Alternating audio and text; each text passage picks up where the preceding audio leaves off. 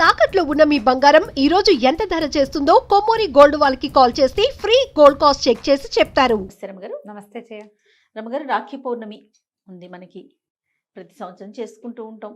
మీరు ఎప్పుడు చెప్తారు మనది కాదు, మన సంస్కృతి కాదు అనుకున్నా కూడా అలా నలుగురితో నారాయణ కదండి. మీరు కడతారండి? మాకు అలవాట్లేదు చేయ. అలవాట్లేకపోయినా చాలా మంచివి చేస్తున్నాం, ఇది ఎందుకు చేయకూడదు అని కొంతమంది ప్రశ్నిస్తారు. అలవాట్లేదు, చేయను, అంతే. మేము చెయ్యం. రాఖీ కట్టి నిలబెట్టుకోవాల్సినట్టుగా లేదు మా సంబంధం. ఏంటంటే ఇది మనం ఒకళ్ళతో ఒకళ్ళు కలిసి ఉండటానికి ఇది ఒక మంచి పద్ధతి అమ్మా. ఫ్రెండ్లీగా ఉంటాం, ఇచ్చిపుచ్చుకునే ధోరణి.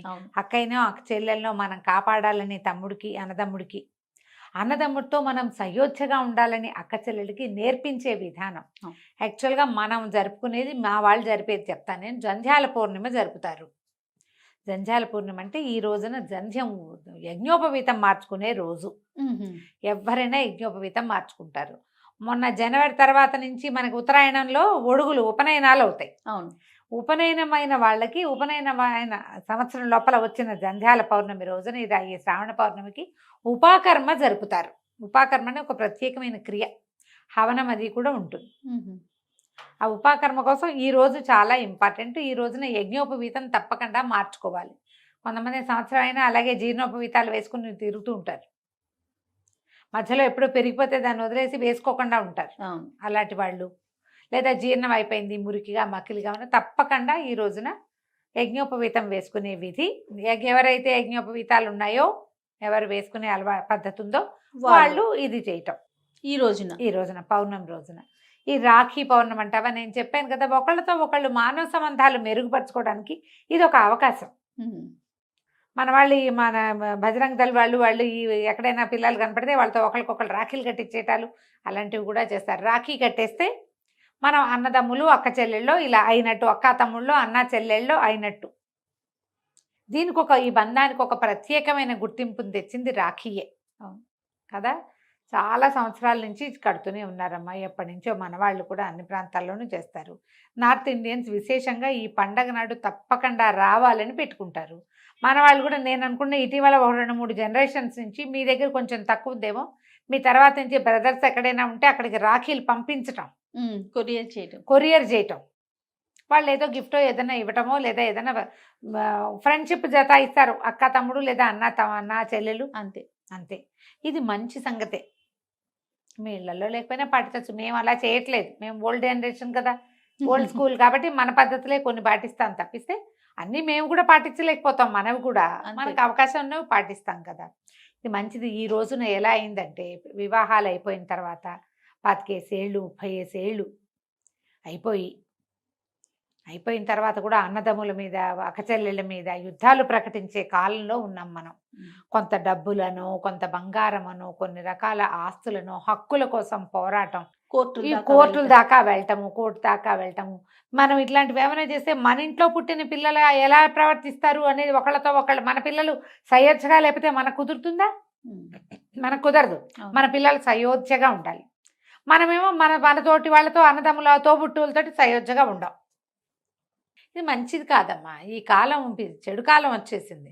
పైగా ఈ రాఖీ పౌర్ణమి రోజున మనం ఇంకా చాలా ఉన్నాయి, అవి ఎన్ని రకాలో చెప్తారు జయ. దీనికి ఎప్పుడో బలిచక్రవర్తితో విష్ణుమూర్తి, బలిచక్రవర్తిని చూడబోతే ఆయన ఉండిపోమన్నట్ట, తనతోటి పాతాళంలో ఉండిపోయేట విష్ణుమూర్తి. ఆయన్ని తెచ్చుకోవడానికి లక్ష్మీదేవి వెళ్ళి బలి చేతికి రక్ష కట్టి విష్ణుమూర్తిని తెచ్చుకుందట.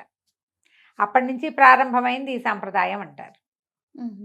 ఈ ఇంద్రుడు మన దానవులతోటి, రాక్షసులతోటి యుద్ధం చేసి చేసి చేసి ఓడిపోయి గెలవలేని స్థితిలో ఉంటే ఆవిడ విష్ణు పూజ చేసి, త్రిమూర్తుల్ని పూజించి, ఒక రక్షని, ఇప్పుడు మనం తోరం కట్టుకుంటాం కదా, అవును, ఆ రక్షని ఆయన చేతికి కట్టింది శచీదేవి, ఇంద్రాణి. కట్టేసరికల్లా దేవతలందరూ తాము పూజ చేసిన రక్షలన్నింటినీ, అందరి పూజ కలిస్తే, అన్ని పాజిటివ్ సోర్సులు కలిస్తే ఒక అద్భుతమైన పాజిటివ్ సోర్స్ అవుతుంది కదా. అందరూ తమ తమ రక్షల్ని ఇంద్రుడికి కట్టాక ఆయన గెలిచేట ఆసారి. అందుకని అప్పటి నుంచి ఈ రక్షాబంధనం మొదలైందని.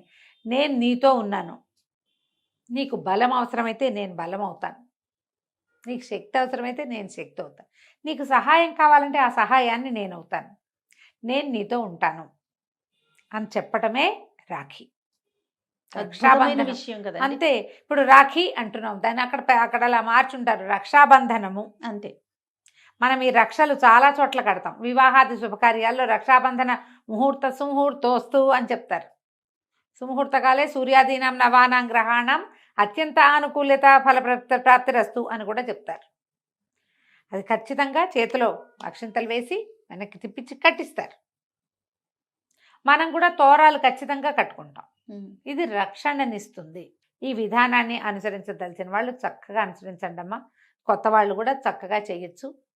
మన అలెగ్జాండర్ భార్య ఆమె పురుషోత్తముడికి పంపించిందని ఒక రక్షాబంధనం, ఆ దానిని మన్నించి ఆయన అలెగ్జాండర్ దొరికిన చంపకుండా వదిలిపెట్టాడని చెప్తారు.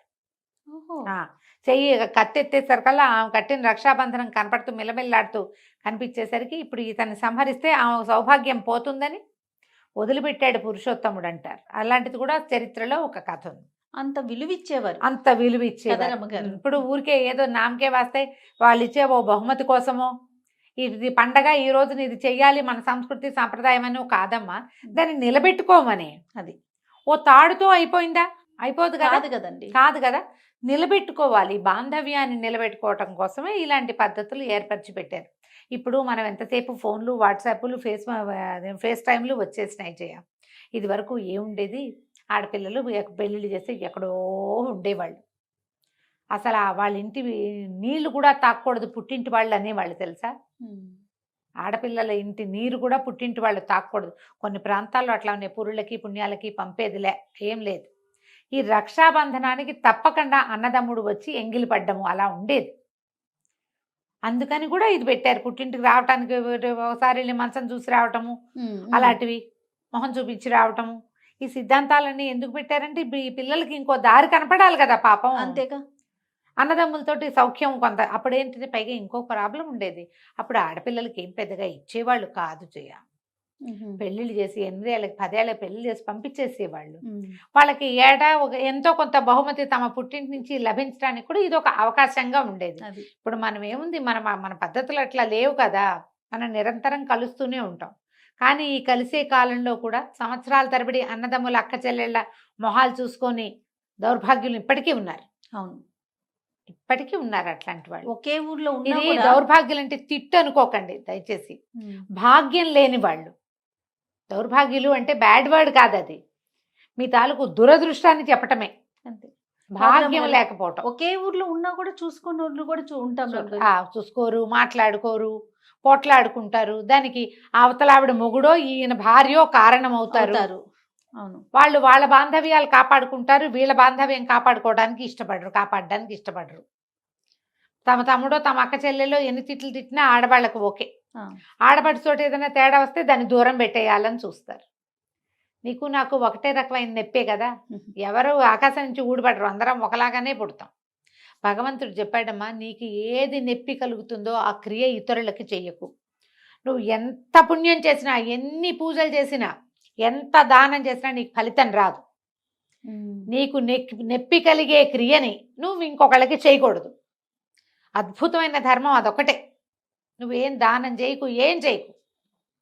కానీ అయ్యో నాకు బాధగా ఉందంటే వాళ్ళకు కూడా బాధగా ఉంటుంది, వాళ్ళని పని చేయకూడదు అని మానేయాలి. అది నిన్ను కాపాడుతుంది. ఈ కుటుంబాల్లో ఎలా వచ్చేసిందంటే ఏమిటో డబ్బులు కట్టుకుపోము సాము. మనమన్నే చూసాం 4-5 ఏళ్ల క్రితం. ఎందుకు చచ్చిపోతున్నావో తెలియకుండా పుసుకుని చచ్చిపోయారు ఎంతమందో. అవునండి, కారణం తెలియకుండా పోయాం కదా, ఇప్పటికీ పోతున్నాం. మర్చిపోతాం కదా రమ్మగారు. మర్చిపోతున్నాము. మర్చిపోతే ఎట్లా? ఒక్కసారి కనుక తప్పిందంటే భగవంతుడు ఇది మన మీద నుంచి ఆయన చేయి తీసేస్తే గోవిందోహరి మన సంగతి. ఈ డబ్బులో ఇవో ఏముంది, బతుకున్న నాళ్ళు ఇప్పుడు అసలు 2, 3, ఒకళ్ళు ఇద్దరే కదమ్మా. అన్నదమ్ములు అక్క చెల్లెల్ని కాపాడుకోపోతే ఎట్లా? ఒకళ్ళ కోసం ఒకళ్ళు ఎంతో కొంత ఉండాలి కదా. వాటి కోసం, మెటీరియలిస్టిక్ థింగ్స్ కోసం ఎక్కువ పాకులాడకండి. ఒకవేళ అది అలాంటిది ఏదైనా మీ మధ్య ఉన్నా తమ్ముడే, పేకాటే. వ్యవహారంగా ఉండనండి, బాంధవ్యాన్ని బాంధవ్యంగా ఉంచుకోడు. అది దానికోసం కొట్లాడుకుని ఇవి తెగొట్టుకోవద్దు. దానికి ఆసరా ఇచ్చే పండుగే మన రాఖీ పండుగ. మీ వీలున్నట్టుగా జరుపుకోండి. అన్నదమ్ముడు ఎవరైనా ఉంటే వాళ్ళకు కొంచెం చక్కగా బొట్టు పెట్టి ఓ స్వీట్ ఏదైనా పెట్టి ఈ రాఖీ కట్టి ముందు వెనకాల మీ ఇంట్లో హారతి ఇచ్చి ఎలా చేస్తారో అలా అట్లా చేయండి. టీవీలో యూట్యూబ్లో చూడండి ఎలా చేయాలో బాగా చూపిస్తారు. అది చూసి ఫాలో చేసి చక్కగా చేయించండి. మీ ఇంట్లో ఇద్దరు పిల్లవాడు ఉంటే వాళ్ళతో కూడా. పిల్లతోటి పిల్లవాడికి చక్కగా రాఖీ కట్టించండి. దాన్ని బాగా చూసుకోవాలి. దీని అర్థం అది కడుతుంది నీకు, నువ్వు గిఫ్ట్ ఇస్తావు కాదు. అమ్మాయిలకు కూడా అర్థమయ్యేలా చెప్పాలి. నువ్వు ఇలా కడుతున్నావంటే అన్నయ్యని తమ్ముడిని ఎప్పుడు సపోర్ట్ చేయాలి, ఎప్పుడు వాళ్ళకి తోడు ఉండాలి, ఉమ్. కలిసి ఉండాలి మీ ఇద్దరు అని పిల్లలు కూడా చక్కగా అర్థమయ్యేలాగా చెప్పండి. ఈ రోజున హయగ్రీవ జయంతి కూడా జరుపుతారు జయ. ఉమ్. హయగ్రీవుడి కథ చెప్పుకున్నాం కదా మనం అవునవును. ఇదివరకు. హయగ్రీవుడు కూడా ఆయనకి హయగ్రీవాన్ని విష్ణుమూర్తికి అంటించిన రోజు ఇది అని చెప్తారు. ఆయన హయగ్రీవుడిగా పునర్జీవితుడైన రోజుగా చెప్తారు. మనం ఏదైనా జ్ఞానానందమయం దేవం లాంటి చిన్న శ్లోకాన్ని చదువుకుని హయగ్రీవ ఆరాధన కూడా చేసుకోవచ్చు. జంధ్యాలు మార్చుకునే వాళ్ళు ఎలాగో మార్చుకుంటారు కదా. మీ పద్ధతుల ప్రకారం రాఖీ పండుగని జరుపుకోండి. ఎవరైనా కజిన్స్లో వాళ్ళలో స్నేహితులు ఉంటే ఈ రాఖీలే కట్టాలని అనుకోకండి, కుదిరితే చేయండి. లేకపోతే చక్కగా ఫోన్ చేసి hi brother how are you, hi sister how are you అని చిన్నవి 4 మాటలైనా చక్కగా మనసు విప్పి మాట్లాడుకోండి.